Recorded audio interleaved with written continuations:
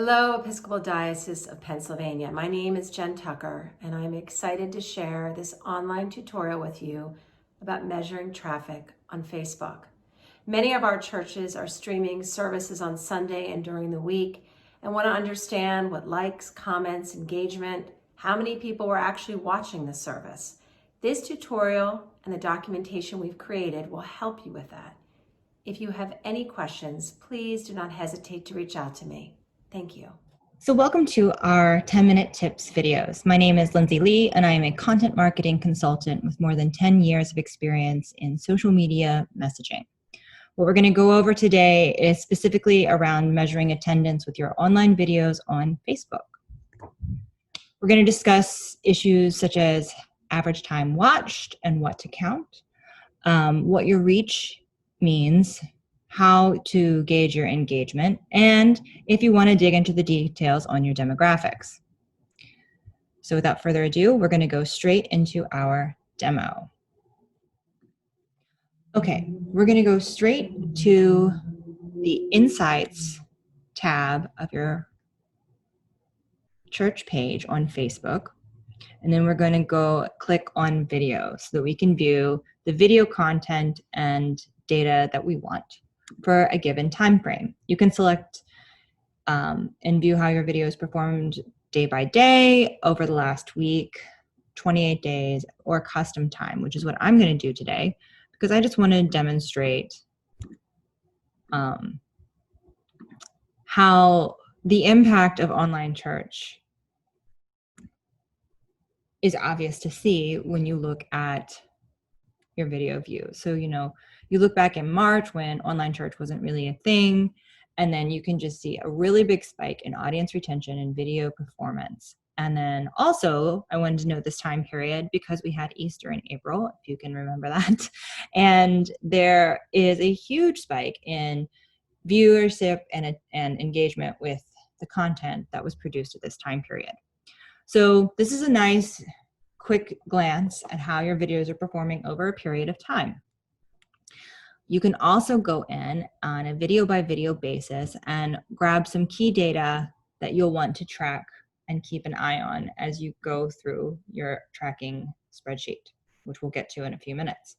So this video in particular, I wanted to point out because we have multiple things going on here. This video was actually produced and viewed on the local networks in addition to Facebook. So you're going to have your audience segmented into different areas and channels. And the audience that we're gaining here and recording is only going to be the Facebook portion of that audience. So that's an important thing to remember. And another important thing to remember is if you're using multiple platforms such as YouTube and Facebook, you may have overlap in audience and you just may never know this information. So recording your metrics is going to be a work in progress and an understanding that there may be a little bit of inaccuracy in that. But to this end, there are a lot of wonderful details you can view about each video. You can see how many were online at a given long period of time. So during the live recording, 269 at the same time viewed it. So that tells you that you have these other numbers here. There are multiple times where people are engaging with your content, not just live.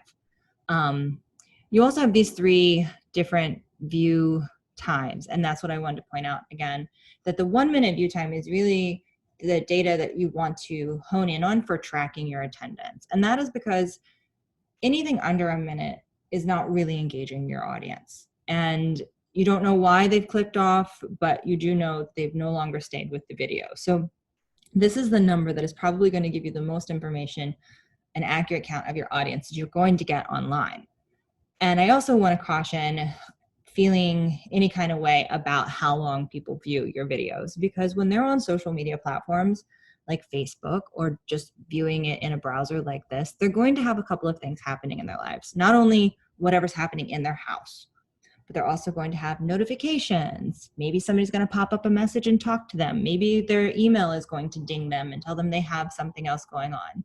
People online have a lower attention span, and so it's important to remember that as you're producing content online, that you may not get viewership from the start to the finish. People might come back and view segments in bits of time. So it's important to remember these things when you're feeling a certain kind of way about how your video views are performing. So here's a really great way to actually understand how people are viewing your videos and what is causing them to either stay or leave.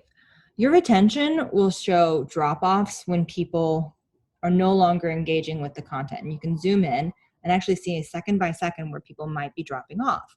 So this one stayed relatively even across a slow drop off as things progressed, which is very normal. But if you were to see a sudden drop off in the halfway mark, you might want to go back and examine that video and see if there's a good reason why you lost your audience. So we can go back and we can also look at another important feature of this video tool, which is your engagement. Your post engagements are going to include things like reactions, whether people liked something, loved it, or didn't. And that's worth noting as well. The comments that were on each video and the total shares. The total shares are going to really increase your reach. And the reach is the number of people who saw your video end up in their stream on Facebook. They didn't have to click on it, but they saw it there. So that helps you understand how you can attract new users, because if people keep seeing your your church page appear in their stream, they might get intrigued one day and click on it even if they're not a regular attendee. So some of this detail is worth noting in a spreadsheet, as I mentioned, but it's not going to pull down in our very helpful data export, which I'm going to show you how to do now.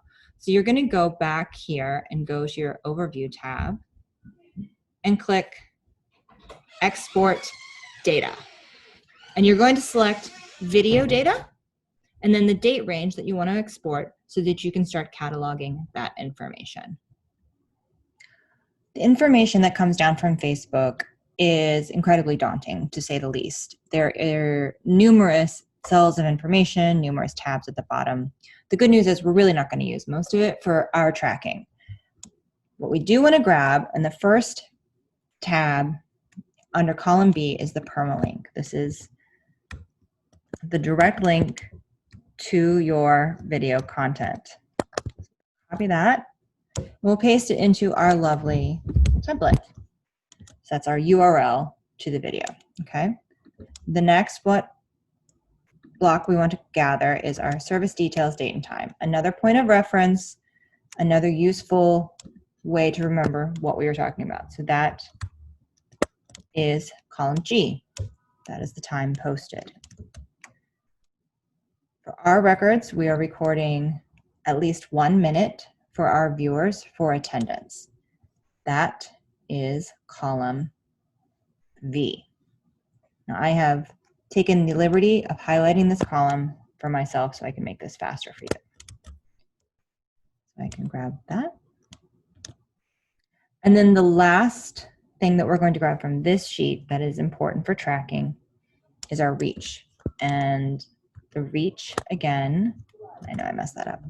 The reach, again, is the potential audience.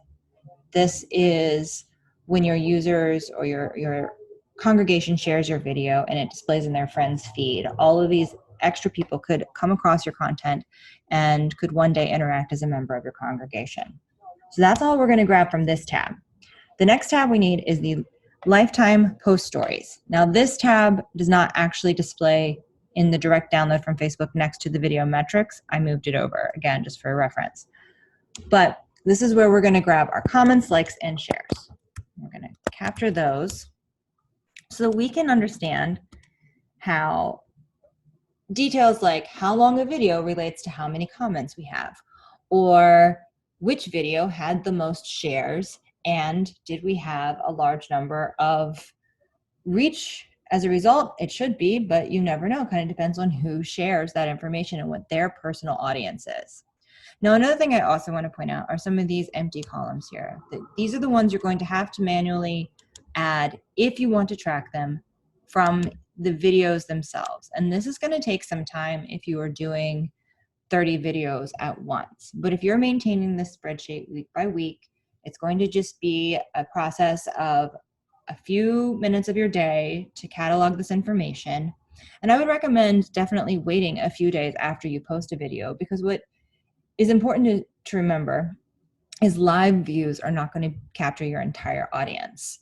But when you have multiple videos up, anything after a week is probably not going to be referenced again unless there is a really strong message that your attendees keep sharing.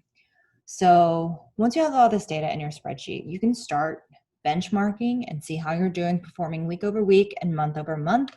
Keep different notes depending on what works best for your congregation and your messaging about what the content contained, what part of the service people dropped off in, or what part they tuned in for. You might notice that your congregation is actually tuning in late. That might be worth knowing.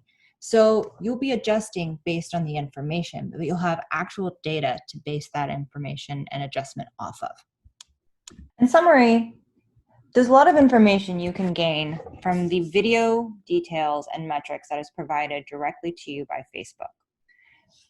You can track your attendance by measuring the number of views, unique views, but you can also dig deeper and understand your audience. You can understand what parts of your video are retaining your audience and where they're dropping off. You can identify who is engaging with your content and then use this as an opportunity to build a community. You can also use these benchmarks to inform how you produce your content going forward. If you understand certain things like the time of a video has a direct correlation with how long individuals are staying engaged, or if you find that using certain features such as song lyrics or comment cards in the videos are really boosting your audience engagement, then you'll know that this is a great tactic to use going forward. We'll come out with more 10-minute tips in the weeks to come. Please send us your questions and let us know what you'd like to learn. Thank you for your time.